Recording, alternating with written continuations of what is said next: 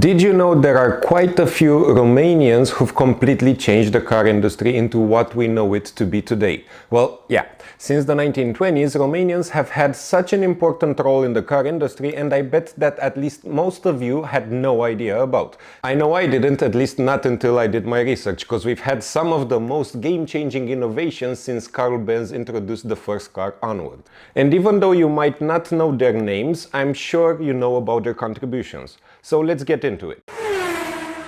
It all started in 1922 with Aurel Perciu, or the father of aerodynamics. Most of you probably know that the first aerodynamic car was developed either in the USA or in Japan. But nah, you couldn't be more wrong. It was Aurel Perciu itself who created it back in 1922. He then called it Perciu V3, and it was the game-changing car design. After that, he of course came back home and started working in the aviation industry. During that time, he became so interested in the idea of applying all of the aerodynamic principles onto car designs.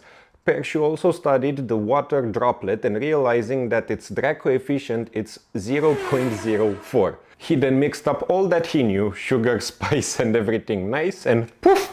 That's how the Perciu V3 was built. It was a small streamlined car with a teardrop-shaped body. It had a 1.4-liter four-cylinder Automobilbau Berlin unit 20 horsepower engine that could go all the way up to 80 kilometers an hour and could even take turns at around 60 kilometers an hour. So yeah, for 1922 that is mighty impressive. And as a comparison, let's take the Tesla Model 3 for example. That one has a drag coefficient of 0.23. And why is that important? Well, the Perciu V3 had a drag coefficient of 0.22. And as different examples of drag coefficient go, let's see. The 1966 GM EV1 had a 3.95. My MB Miata, which is 2002, has a drag coefficient of 0.32, while my Land Rover 0.4. And Le Piece de Résistance, the 2006 Hummer H2. So take a look at this. Yeah, this is the map of Romania. Yeah, it looks like a fat fish. Now put it next to Texas at the same scale. So no, not too big of a country. But someone else was working in this tiny third world country at the same time as Perciu, and he was called Nicolae Caranfil, also known as the brakes wizard. Wizard? No, not that wizard, of course, and as we all know, brakes are a very important part of a car. At least if you don't own a BMW, then I mean, who cares, right? Speed and power, that's the solution. So yeah, in 1922, Nicolae Caranfil invented the hydraulic braking system. If it weren't for him, we probably would still use Flintstone braking systems even today. It all began in the 1920s when he started working on his idea, mostly to improve safety but also performance. And the cool fact is that he worked at the same time as Perciu and his aerodynamic stuff, and they probably didn't even know about each other. And advancing to 1926, we go to Citroën, you know, the French car manufacturer. Actually, they've adopted Caranfil's hydraulic braking system, and soon everybody adopted it, becoming standard equipment even in today's market. So that's almost 100 years of using Romanian tech, and you had no freaking idea. I know I didn't have a freaking idea. And I think just for this alone, a like and a subscribe would be revolutionary. Mr. Who's Your Boss has to be proud of me right now. After aerodynamic and mechanical geniuses, of course, we needed to have a rubber revolutionist, Michael Simeonescu. This particular Romanian chemist made probably the most scientific advances in the field of rubber chemistry and polymer science. He was born in Bucharest in 1933, and with a PhD in polymer chemistry by 1960s, Simeonescu's work started focusing on the properties of behavior of rubber materials, including their molecular structure, mechanical properties and processing methods. So basically he made this guy over here, he made him famous. One of Simeonescu's most significant contributions was the development of a new type of rubber that was more durable and resistant to wear than traditional rubber materials. He discovered that by adding certain chemical compounds to the rubber material during the manufacturing process, he could create a material that was much more resilient and long-lasting. This new type of rubber was used in a wide range of applications, including tires, industrial hoses, and other products that required high levels of durability and resistance to wear and tear. Throughout his life, not only that he published over 200 research papers and several books, but he also received numerous awards and honors for his contributions to the field of rubber chemistry. And not only that, but thanks to him, your tires are good enough to survive Romanian potholes. Coming in at number 4, we've got Ioan Rasa, aka the BMW Brainiac. Boom!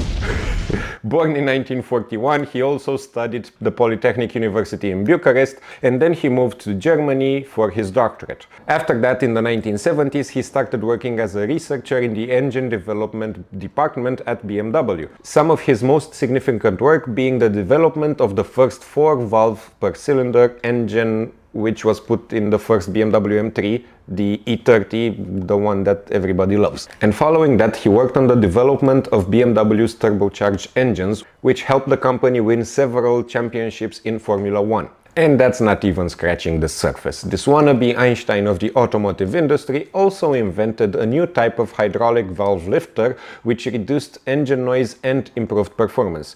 Invention still being used in almost every combustion engine today. Besides that, he also helped design the BMW Z1 and the BMW Z3. So not only that he was a genius, but he also had good taste. Eventually, the dude got old, so he started teaching and mentoring, of course, numerous young engineers at the Technical University in Munich, engineers who still make to this day numerous and significant contributions to this field. In 2001, he finally retired from BMW, came back home, but even though he was 60 years old, he still had no time to rest and continued working on various projects here in Romania. But unfortunately, he passed away in 2015, but his legacy lives on in the many BMWs that use the technologies and innovations he helped to develop. His work in engine development and electronic control systems greatly improved the performance and efficiency of cars, making them more powerful, reliable and enjoyable to drive, and if it weren't for him, you would probably drive a Yugo instead of a Beamer. Jumping from one German car manufacturer to another, we've got Constantin Barbu, the Mercedes Maverick. And no, it's not as easy as you think to come up with all of these nicknames. We all know Mercedes-Benz is one of the most iconic car manufacturers on the market, and it's definitely the oldest, because Benz actually invented the car. Oh, by the way, if you want me to make an episode on the beginning of the automotive industry, let me know in the comment section below. So, carrying on. Constantin Barbu. Well, he worked both as an engineer and as a designer for Mercedes-Benz. And most of the 70s and 80s models were mostly his developments. Barbu began his career working for Dacia back when it was 100% Romanian, but by 1972 he was actually recruited by Mercedes to work in their design center in Sindelfingen. I'm sorry, my German is actually as good as my hairline. Not good at all. And yes, the models that he developed in particular are literally the most iconic Mercedes in the early 80s. The W124 and the W201 models. And the reputation is notable for their advanced engineering, high levels of safety, comfort, elegance, and of course, timeless design. And we all know that that was the era in which Mercedes almost went bankrupt for making cars way too reliable. How can you go bankrupt when you make something that's too good?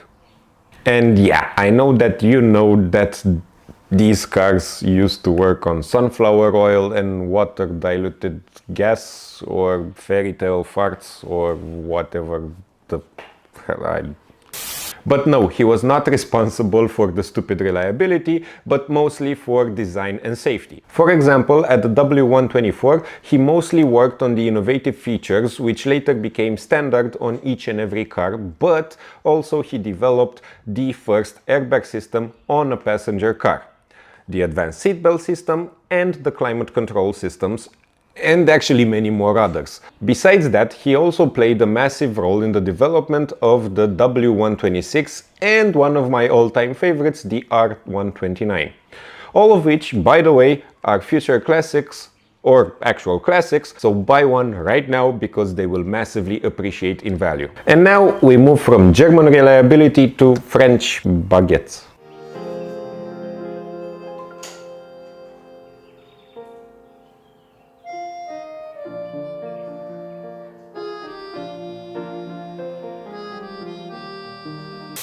Gheorghe Constantin was born in the 1950s and he began his career as an engineer at Dacia in the 1970s, so yeah, 20-something years old. After that he ended up being employed by Renault. During his time at Renault, he played a very important role in the development of very important models like the Renault 19 and the Laguna. In particular, he was involved in the development of the design and of the suspensions. Basically, he made the chic French cars chicer and more comfortable. In addition to the 19 and Laguna, he also worked in the development of the Scenic, Renault's most important MPV, which was introduced in the late 90s. And yeah, you know, Constantin, the Renault rockstar, was not so impressive compared to the others on this list, but this last one will be magical. Petre Antonescu, also known as the Sorcerer, Romanian engineer, born in 1894, studied in Bucharest, and by 1919 he moved to France. And he actually started working for Bugatti. Impressive, right? But wait, he ended up being responsible with the company's racing division. His contributions at Bugatti were immense. Firstly, he was responsible with the design and the development of most of the racing cars, including the Type 39, 49 and the Type 51. These cars were renowned for their exceptional handling, speed and agility, and were some of the most successful racing cars of their time. Besides that, he was also responsible for developing several technical innovations which set Bugatti apart from its competitors, putting them into their own league. He was one of the first engineers to incorporate alloy pistons into the design of racing engines, increasing the power and also reducing weight. Antonescu remained at Bugatti until the company was sold to Hispano-Suiza in 1936, and then he returned to Romania, where he continued to work as an engineer for several years before passing away in 1965. And if you managed to get this far, subscribe. A like and a subscribe would be revision.